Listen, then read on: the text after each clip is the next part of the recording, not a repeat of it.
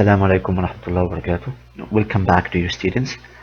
We will continue the next part of evidence of evolution that talk about the similarities in DNA and the developmental similarities. Before we are entering the session, I need you to take a look to that creature. Well, definitely it's a frog. And I need to ask you a question. Do you think that we are different from that creature? Do you think that you're different from a lion or a tiger or something? Well, actually, yes, there are differences. Definitely, there are differences. And we can say here that frogs also have cytochrome C protein, but they are little different. They are not little different, definitely. They are totally different from you according to the shape, of course, and the structure and the function of the body systems. Well, I want to say, according to the evidence of evolution, well, the frog here, in that case, also have cytochrome C protein, but they are little different from you.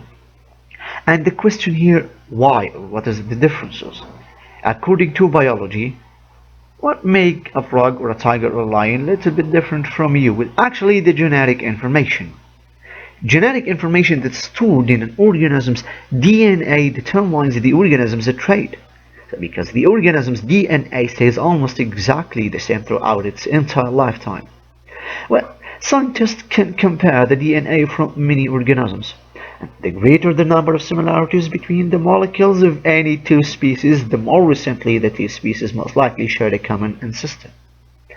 Well, recall the DNA determine which amino acid make up a protein, and scientists have compared the amino acid that make up the cytochrome C for something like frog that make up the cytochrome C proteins in many species, and cytochrome C is involved in cellular respiration.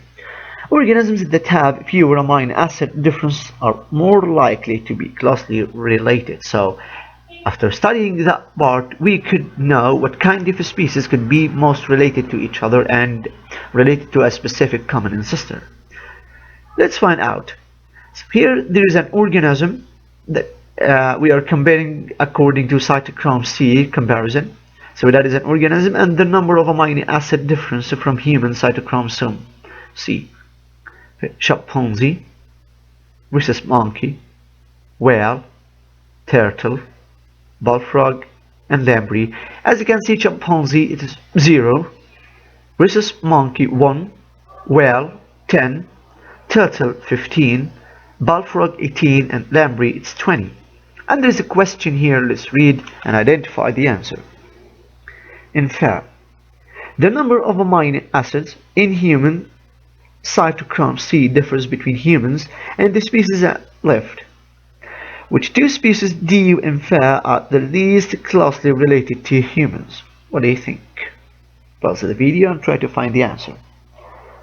Well, definitely out of these species listed, bullfrog and lamprey are the least closely related to humans because their cytochrome C molecules differ the most from human cytochrome C. What I want to illustrate that according to the cytochrome C protein, the differences comes between the organism or the creature and the human compared, of course, to the cytochrome C according to what exists with human. Okay. For the developmental similarities, and I need you to take a look to these two photos according to the limb pods and the eye here, and actually they are two different organisms, two different creatures. I mean, we can say here that is a chicken, and in the other part we have a cat. These species are at a similar stage of development, so they get the same stage of development. Let's read what exactly the book says about the two photos and give a question to illustrate that. With the study of the development is called the embryology. To study the development for a specific embryo or a fetus, that is, this kind of science is known as embryology. And embryos undergo many physical and functional changes as they grow and develop. They grow and develop. Okay? If organisms develop in similar ways, they also likely share a common ancestor. Some scientists have compared the development of different species to look for similar patterns and structure. But they also think that such similarities come from an ancestor. These species have in common, for example, at some times during development all animals with backbone have a tail, and this observation suggests that they share a common ancestor.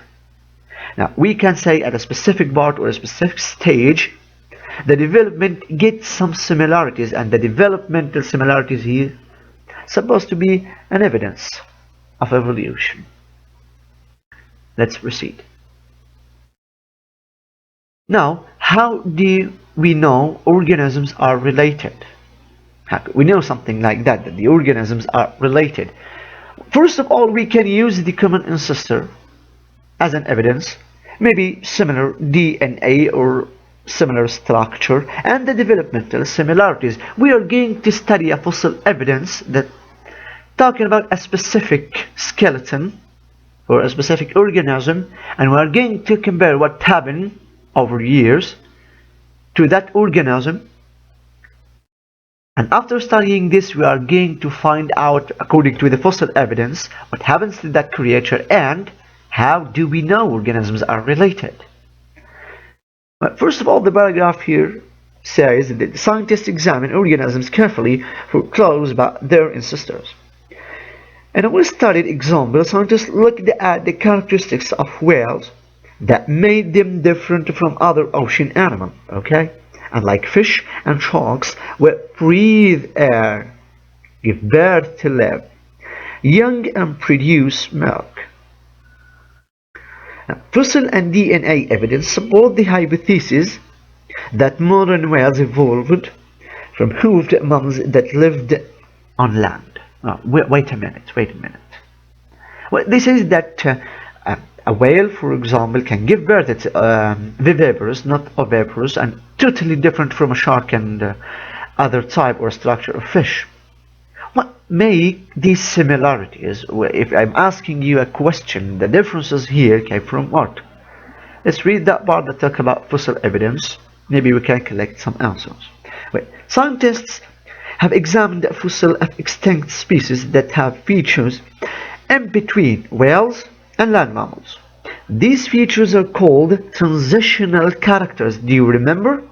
Do you remember the first part when we were talking about the transitional stage for something like Archaeopteryx? Okay. Let's continue. Well, none of these species are directly related to modern whales, but their skeleton should suggest how a gradual transition from land mammal to aquatic whale could have happened. Well, what does it mean, this? We can say simply that, well, there was a kind of structural and behavioral